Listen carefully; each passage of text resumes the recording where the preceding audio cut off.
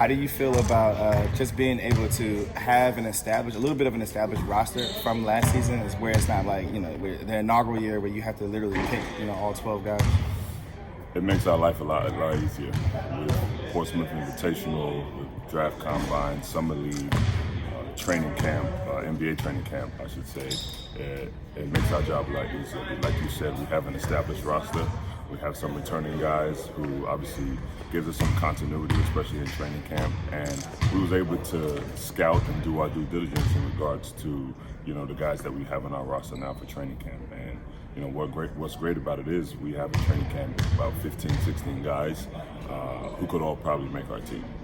And although some people would think it's a good problem to have, it's not when you have to cut somebody. So trying to get that roster down to 10 is going to be a tall task. But again, it's a situation that is a testament to the coaches and the rest of the front office staff who've been able to, work hard to get this kind of talent here today for training camp. So I'm excited for season 2. All right, and then speaking of the returning players, you're bringing back Chris Chiozza, who's on a 2-way contract this year. Mm-hmm. Talk about his ability last year to kind of lead the team. I believe he led the G League in total assists last year. Talk about what he brings to the team as far as a leader in playing that point guard position. He brings a lot. I think Chris really turned the corner right after December, January, when he started to understand where his niche was and what his what he was going to be able to do at this level. And he was playing at such a high level going into the playoffs last year, and obviously getting caught up by the Houston Rockets was evidence of that. But to have him back just makes, again, our lives a lot easier. He's playing with so much confidence, and he's just a leader. His approach to the game and playing with the USA team this summer too also helped him. And I'm very excited for what the future holds for him, especially this season. And, with him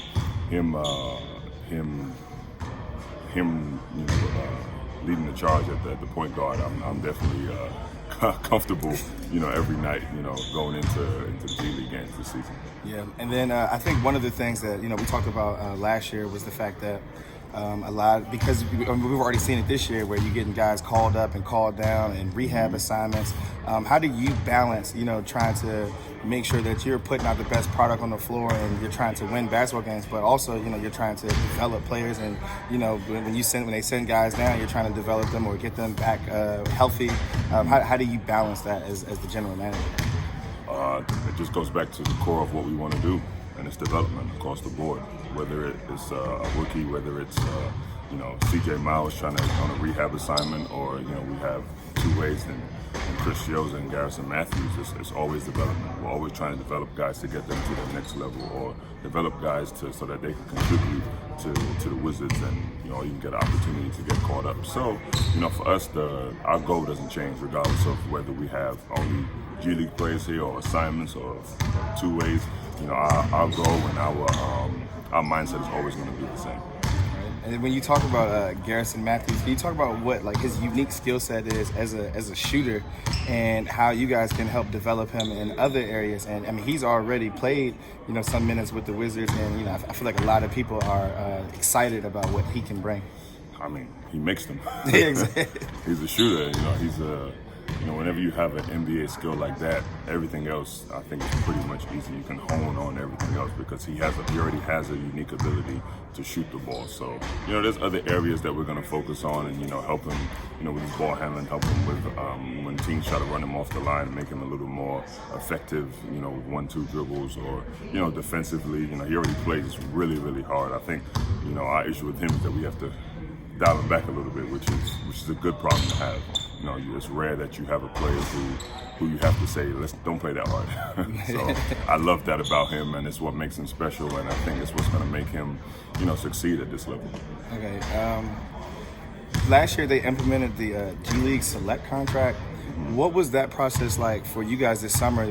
Did you all go out and scout any high school players, or how much of like a time frame did you all put into just looking for anything like that, or was that not something that you all were concerned about? No, that's for the G League as a whole to do, not the individual teams. Obviously, with the ability and understanding that those G League select contracts are going to be available, I think it's the G League who decides who gets those contracts. So for us, those guys are already on the radar. We have our scouts who are, going out and scouting all these players, and again, didn't have take any of the select contracts this year, but we'll see what happens for the future. It's going to be interesting. It's a unique situation, and I want to see how it works out moving forward.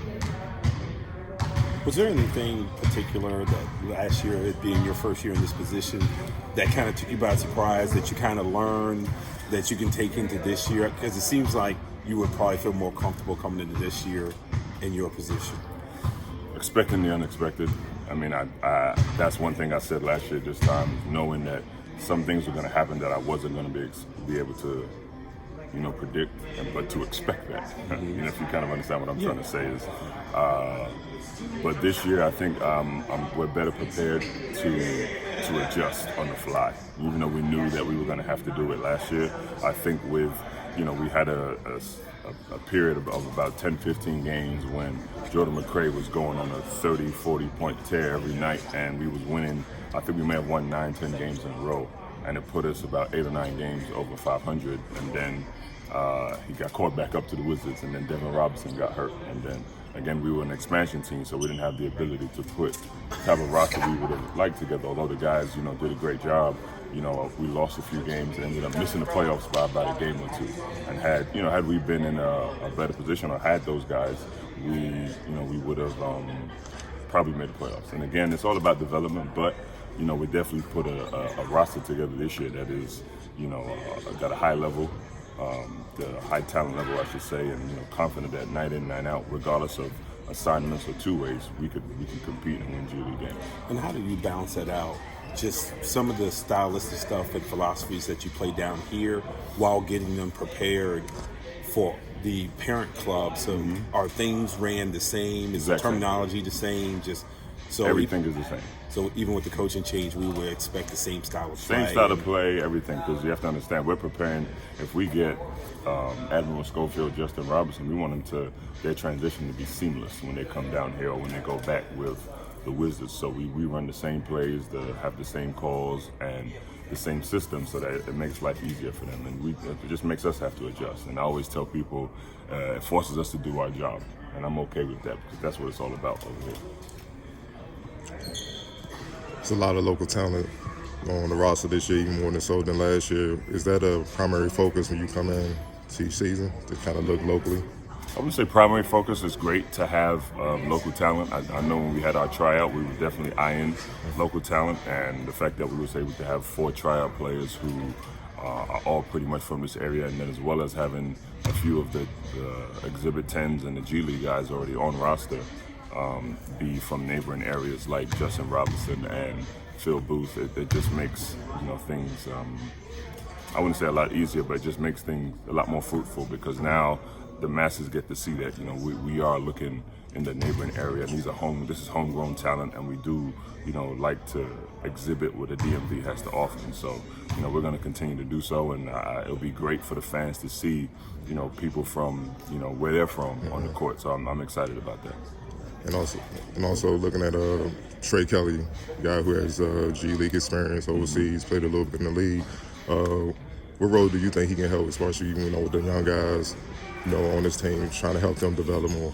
It's veteran leadership, and although he's 34 years old, he's proven that he can still do it. He's a legend around here, and if everything goes to plan, he would be, it'd be great to have a guy like that on this team, because it'd just be a great story. He's a type of guy that's been through a lot, and type of guy who's done a lot on the court, and again, he's a local legend, and to have him, being from this area and then being on this team, it would be great for everybody involved. So I'm excited for him, and like I said, he's continuing to come in, be a professional, and be an example for these guys, and then showing them that us old guys can still do it. So I'm happy for him.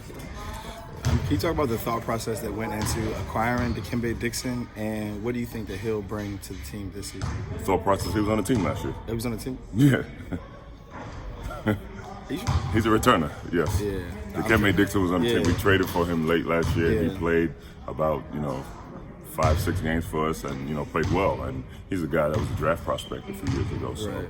it's a guy that we're gonna try to continue to hone on their skills, and really want to see what he can develop into. See if we can help him reach that ceiling that everybody wants. So with the G League, Toronto had a couple of G League players that were G League alumni that played critical roles in the winning championship. Just kind of describe how the reputation of the D/G League has changed, because it went to NBA teams sharing teams to now almost everyone has their own team. Do you find it being more attractive for top flight talent to stay here and not go overseas to play? yeah, for sure. Because if you see those success stories, you see a lot of guys gambling on themselves, or betting on themselves, I should say. They're more willing to be like, you know what, this is a once-in-a-lifetime opportunity, and if I get a chance to showcase my talent in front of NBA, all 30 NBA teams, why not? And if you look at guys like Kendrick Nunn, he didn't even start for his G League team last year. He's now averaging almost 20 points for the Miami Heat. So those stories are what make the G League special, and what make the G League a league that that you can't compare to anywhere in the world. So this is what makes it exciting for these guys, and that's why so many guys are willing to take that chance and play in the G League.